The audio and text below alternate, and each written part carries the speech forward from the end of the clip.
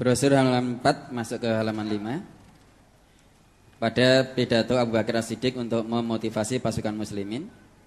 Walamma jtama'a 'inda as-siddiqi minal juyusi ma arada qama fin nasi khatiban fa asna 'ala Allah bima huwa ahluh summa hasan nasa 'alal jihadi faqala ala likulli amrin jawami' faman balaghaha fahiya hasbuh wa man 'amila lillahi kafahullahu alaikum bil jiddi wal qasdi fa innal qasda ablagu ala innahu la dina li ahadin la imana lahu wala imana liman la khasyata lahu wala amala liman la niyyata lahu ala wa inna fi kitabillahi minas sawabi alal jihadi fi sabilillahi lima yanbaghi lil muslimi an yuhibba an yakhussa bihi hiya najatul lati dallallahu alaiha itnajja biha minal jizzi wa alhaqa biha al-karamah al-bidayah wa nihayah. Ketika jumlah pasukan yang diharapkan Abu Bakar telah berkumpul, kemudian beliau berdiri berpidato di hadapan pasukan. Beliau memuji Allah dengan pujian sebagaimana mestinya. Kemudian beliau memberi semangat kepada pasukan untuk berjihad. Beliau berkata, "Ingatlah, setiap perkara pasti memiliki puncaknya. Barang siapa yang mencapainya, maka cukuplah baginya. Dan barang siapa beramal karena Allah, maka Allah akan mencukupinya. Hendaklah kalian bersungguh-sungguh dalam bekerja dan jangan berlebihan. Perkara yang pertengahan itulah yang terbaik. Ingatlah, sesungguhnya tidak ada agama bagi orang yang tidak ada keimanan baginya, dan tidak ada iman bagi orang yang tidak ada rasa takut kepada Allah baginya. Tidak ada amal bagi orang yang tidak ada niat baginya. Ingatlah, sesungguhnya pahala jihad yang begitu besarnya dalam kitab Allah membuat seorang muslim harus berusaha keras mendapatkannya. Itulah keselamatan yang Allah telah menunjukkannya. Dengannya Allah akan menyelamatkan seseorang dari kehinaan, dan dengannya Allah akan memberikan kemuliaan." Mohon penjelasan pada kalimat "Ingatlah, sesungguhnya tidak ada agama bagi orang yang tidak ada keimanan baginya, dan tidak ada iman bagi orang yang tidak ada rasa takut kepada Allah baginya. Tidak ada amal bagi orang yang tidak ada niat baginya." Sudah jelas itu, ya. Jadi tidak ada agama, artinya tidak disebut dia itu orang yang beragama. Gitu kan? Tidak ada, ingatlah sesungguhnya tidak ada agama bagi orang yang tidak ada keimanan baginya.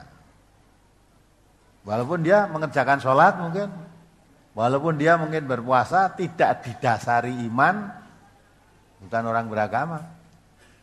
Ada kan orang puasa karena lingkungannya puasa, oh ini bulan Ramadan, ini udah puasa ikut puasa. Kebetulan hidup di tengah-tengah kaum muslimin, ya di situ banyak anak-anak kecil aja puasa, masa saya tidak puasa? Akhirnya dia puasa juga. Puasanya bukan didasari iman, karena ikut-ikutan, itu bukan beragama dia. Ya, puasanya bukan didasari iman. Terus diterangkan di situ, tidak ada iman bagi orang yang tidak ada rasa takut kepada Allah. Orang yang beriman itu ada perasaan iman itu kepercayaan adanya Allah. Kalau tidak ada rasa takut pada Allah, dia bukan orang yang beriman. Kalau dia punya rasa takut pada Allah, dia akan menghindari apa-apa yang dilarang oleh Allah. Maka ada hadis yang menerangkan ketika orang itu mencuri, ya, hilang imannya. Ketika dia berzina, hilang imannya. Ketika dia berbuat maksiat, hilang imannya. Kalau imannya tidak hilang, akan mencuri itu takut pada Allah. Walaupun melihat kanan kiri nggak ada yang melihat, nggak ada orang gitu loh. Tapi perasaan iman dalam hatinya tadi, Allah tuh menemani kamu di mana aja kamu berada. Coba dibaca lagi itu, jatalah ayat 7 atau berapa itu. Allah menemani kamu di mana saja berada. Kalau kamu 2 orang, Allah yang ketiga. Allah 3 orang, kamu kamu 3 orang, Allah yang keempat. Kamu berada jumlah lebih banyak dari itu atau kurang dari itu, Allah selalu menemani kamu berada di mana saja. Itu orang yang beriman. Tidak ada perasaan diawasi, ditemani oleh Allah. Bagaimana perasaan takut pada Allah? Wong diawasi, diawasi atau ditemani Allah saja tidak ada perasaan. Seolah-olah Allah itu hilang, tidak ada gitu. Maka tidak ada iman. Tidak dikatakan beragama kalau tidak ada rasa takut kepada Allah. Maka dikatakan Nabi SAW mengatakan ittaqillaha haitsuma kunta. Takutlah kamu kepada Allah di mana saja kamu berada. Itu orang yang beriman. Coba dibaca ayatnya. Surat Al-Mujadilah, surat ke-58 ayat 7. A'udzubillahi minasyaitonirrajim. Alam tara annallaha ya'lamu ma fis samawati wa ma fil ard. Ma yakunu min najwa salasatin illa huwa rabi'uhum wala khamsatin illa huwa sadisuhum. Wala khamsatin illa huwa sadisuhum wala adna min dzalika wala aksara illa huwa ma'ahum aina ma kanu summa yunabbi'uhum bima 'amilu yaumal qiyamah innallaha bikulli syai'in alim. Tidakkah kamu perhatikan bahwa sesungguhnya Allah mengetahui apa yang ada di langit dan apa yang ada di bumi? Tiada pembicaraan rahasia antara 3 orang melainkan dialah yang keempatnya. Ya, itu ya. Kamu berbicara bisik-bisik 3 orang. Ya. Di tengah lautan yang luas. Dalam kapal pesiar isinya 3 orang tok. Atau kamu naik pesawat sana 3 orang aja nih. Terus kamu membicarakan sesuatu yang rahasia, jangan sampai ada yang dengar. Ya. Kalau kamu 3 orang itu Allah yang keempat. Jadi Allah dengar apa yang kamu bicarakan itu. Terus? Dan tiada pembicaraan antara 5 orang, melainkan dialah yang keenamnya. Ya, kalau 5 orang kamu sudah merasa dah 5 orang terbatas ini, tidak ada yang lain. Allah ada yang ke situ yang keenamnya. Jangan dikira kalau sudah 5 orang itu tidak ada yang lain yang dengar, Allah yang dengar. Terus? Dan tiada pula pembicaraan antara jumlah yang kurang dari itu atau lebih banyak, melainkan dia ada bersama mereka dimanapun mereka berada. Nah, dia berada bersama mereka, dia di sini maksudnya dia Allah. Kamu berada lebih banyak dari itu atau kurang dari itu. Ya, kamu kurang dari 2, 1 orang tok dah. Terus mau berbuat semaunya karena 1 orang tidak ada yang lihat. Yang kedua Allah. Ya. Maka apapun yang kamu perbuat, dimanapun juga, selalu dipantau, dicatat oleh Allah. Nah, oleh karena itu, kalau tidak ada rasa takut pada Allah, jangan dikatakan dia orang yang beriman. Kalau tidak ada rasa iman takut pada Allah, dia itu bukan orang yang beriman. Maksud orang yang korupsi itu bukan orang yang beriman itu. Dia merasa Allah tidak tahu, gitu? Apa yang dia lakukan itu dikira Allah tidak tahu.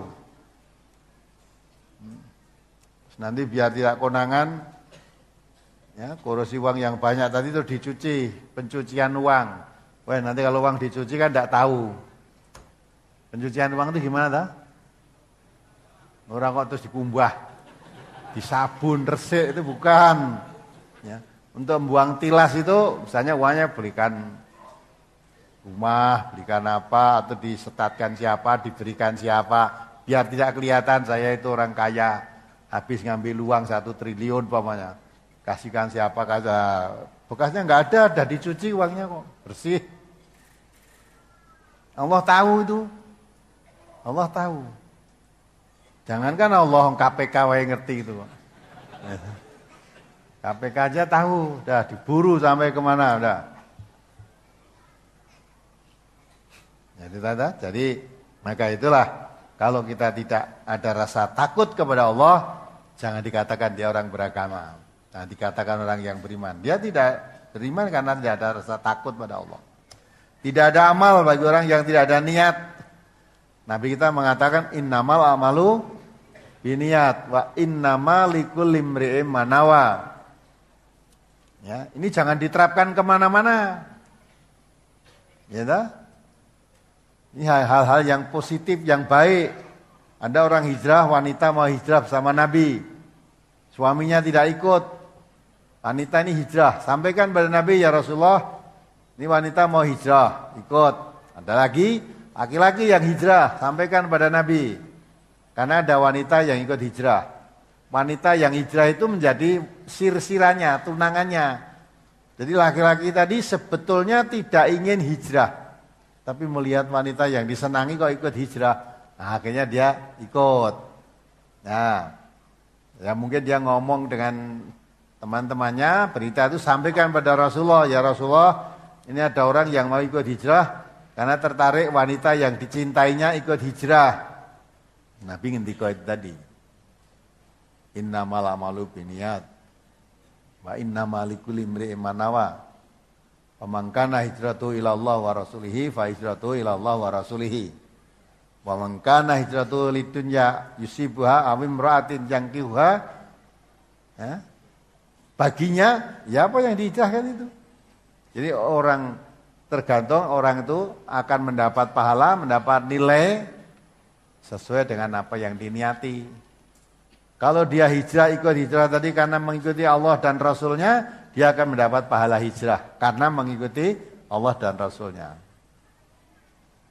Tapi kalau hijrah ingin mendapatkan dunia atau ingin mendapatkan wanita yang dicintainya, maka dia akan mendapatkan itu saja. Kalau dapat, wanita yang disir pun ternyata tidak dapat, dia tidak dapat apa-apa.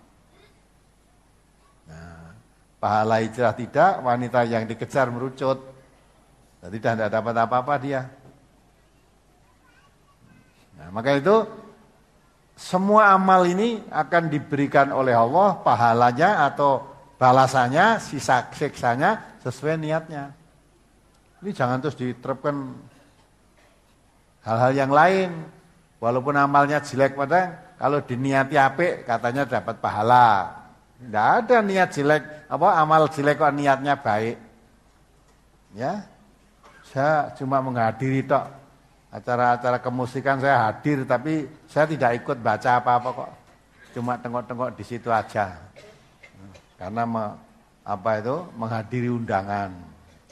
Ya saya judi, karena lingkungan saya tetangga itu semua judi semua. Saya jagong di situ, kalau tidak ikut judi saya tersisih, ya saya ikut itulah. Tapi niat saya bukan judi, niat saya ngembuli masyarakat. Kita yang ngono kuwi wis ora apa-apa, gitu. Kelihatannya oh ya, karena dalile innamal amalu biniyat, itu tidak trep kalau kamu bawa ke situ. Ya kan? Tidak trep. Nah, kalau model begitu diterapkan terus ngawur-ngawur itu tidak ada dosa. Aku niatku razina, niatku sedekah. Karena dia orang butuh, ya dah. Dah, saya turuti bismillah niatnya sedekah. Nah, sedekah kan dapat pahala. Nah, tidak betul cara begitu. Maka harus lurus. Kalau amal perbuatanmu baik, ya niatnya harus baik.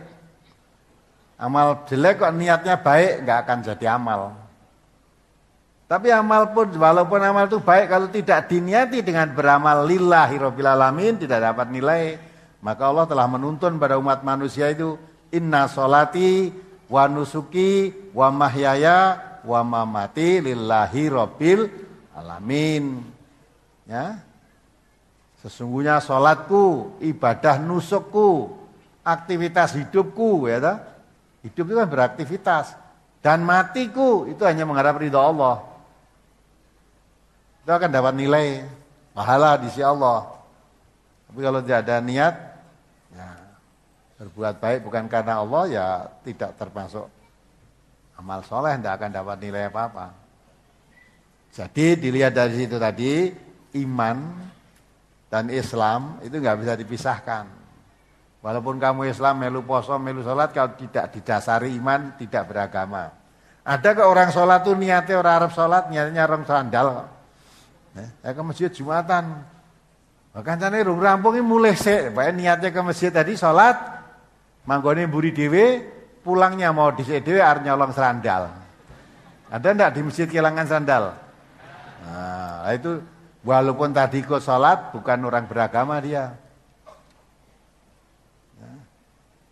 Karena niatnya sudah salah, di samping itu dia tidak ya salatnya bukan karena takut pada Allah sehingga dia mencuri sandal tadi juga.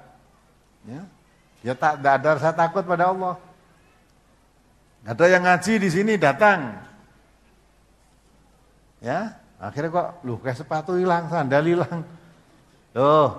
Masa wong ngaji nek sing nyolong, nek niate ngaji, didorong karena ingin tahu agama tidak. Lah sing ngaji rene kok mulih nyolongi sandal, ini niate orang ngaji. Ada ndak? Ada, dulu udah ketemu gitu kok. Nah ketemu, bola-balik mau kok sandal hilang rolas. 7 hilang, sudah dipantau lewat CCTV. CCTV sebenarnya ada sejak dulu, mau ora ditunggu. Ya barang kerep kelangan akhirnya ditunggu. Oh betul, pas lagi jiko parani. Tangkap. Yang masuk di kelompok ibu-ibu itu ya ada. Masa bareng ngaji kok tasnya suwek duitnya hilang. Ada HP-nya hilang. Oh ternyata ada ibu yang ikut ngaji di situ, sangune silet, nggo nyolong duit nang jero tas. Maka suruh waspada. Masa nggon pengajian tulis awas copet atau tulis gitu. Kan ya ndak pas kan. Tapi kenyataannya ada gitu loh. Maka orang yang datang ke sini tidak semuanya orang yang beragama, tidak semuanya orang yang takut pada Allah untuk ngaji. Tapi bagaimanapun juga Allah itu tahu. Maka lama-lama kan ketangkep sekali, 2 kali belum kondangan itu masih diberi tangguh oleh Allah. Ya, apa kowe arep nekat? Apa kamu nekat mumpung aman, caramu ngono kuwi cara selamat dapat? Apa kamu sadar sebelum ketangkep? Nah, kalau kamu teruskan dibuka oleh Allah akhirnya konangan. Ya, kalau sekali 2 kali biasanya masih dilindungi oleh Allah. Lah kok dilindungi kok merasa aman, diujar oleh Allah. Nah setelah diujar baru nek cara Jawane dilulu, tangkep pakainya. Nyata orang dari jauh sana. Ya. Nyata ya wong Islam kan kasihan kan. Kirim surat pada saya minta maaf kayak nganggo assalamualaikum tulisannya Arab. Terus diterap bismillahirrahmanirrahim. Wah ya wong Islam tenan nih. Ditaruh dititipkan kan dicekel satgas kita. Dibawa ke dititipkan di polsek itu, Kulon Mangkunegaran itu kan polsek. Yang dikandani polisinya suruh minta maaf, kirim surat. Wah barang orang Islam, saya kan tersentuh hati saya, udah tak jaluk lagi, jaluk. Pak polisi tolong nih saya minta kembali aja. Ya, belum karena 3. Kalau nanti diproses sampai pengadilan kan dihukum. Nah, ternyata tak tekoni rumahnya jauh sekali dari mana Bojonegoro atau mana itu. Mojokerto ya. Wah, kok Mojokerto ini mau nyolong sandal tuh. Lah kok akeh menu wong mungkin itu ya udah. Ya udah, untuk membuktikan itu apa betul? Ternyata betul. Komandan Satgas saya suruh antarkan ke rumah Mojokerto sana. Jombang. Ya, apa? Dari Jombang. Dari Jombang. Antarkan ke sana. Terus kamu selama di sini berapa nih katanya? Punya anak 3, anaknya nangis, gak sini mencari pamitnya dari rumah itu cari pekerjaan, ternyata di sini tidak dapat pekerjaan. Akhirnya pekerjaannya ngambil sepatu sandal yang pengajian itu. Dah 3 hari, ya udah saya kasih sangu untuk pulang. Ya, ditarik ke sana. Betul. Kok ngomah ya, ternyata orang tidak punya. Orang tuanya muslim, istrinya juga muslim, kudungan ya. Diantarkan itu diceritakan nangis orang tuanya, kaget orang irone anakku. Neng Soloi nyambut gawe ngono ternyata orang kepepet. Ya udah kita tolong. Lain waktu datang lagi ke sini, sa anaknya, sa istrinya ikut ngaji. Minta pekerjaan supaya tidak nyolong lagi. Katanya kamu punya keahlian apa? Ya, mboten gadah niku. Kamu nyopir bisa enggak? Mboten saged. Ya. Nah wes, akhirnya pamit saya katanya baru belajar nyopir pulang. Nanti kalau udah bisa mau kesini lagi katanya. Nah, itulah kasihan dah orang-orang semacam itu, orang kepepet. Jadi niat pertama itu tidak ngaji, tidak. Niatnya ya mau ya. Dilalah sing ilangi sandal sing apik-apik. Ya pinter nek sandal apik. Wes, padahal sing ndokok sandal apik itu hati-hati karena apik disisihke dhewe. Dikokke sing ora amor liya-liyane kuwi. Kaliyane kan wis selehke nanti. Nah, digangkoke selehke. Nah, maka dengan begitu terus sekarang kasih plastik dan disimpan dhewe-dhewe. Dulu belum pada gitu, selehke ning ngarep-ngarep kono. Nah. Wanita ternyata yang gitu juga ada ya. Nah itulah maka itu semuanya loh ning majlis tafsir kok enek copete aja ngira ning kene iki wong ning Masjidil Haram ya ning kok gimana tuh? Ya, cara kita itu waktu haji itu ada yang istiweling kalau tawaf dan sebagainya itu ke sana jangan bawa uang banyak-banyak. Dilalah uang dam dititipkan ke ketua rombongannya. Tunggu tawaf, hilang kabeh akhirnya. Nah, ditaruh situ hilang semua. Nah, itu di sana itu ada maling, wah di mana aja ada, ya. Nah, itu maka itulah semacam itu kalau tidak ada rasa takut pada Allah, tidak termasuk orang yang beriman. Maka iman Islam itu tidak bisa dipisahkan. Kalau terpisah ya tidak beragama sudah.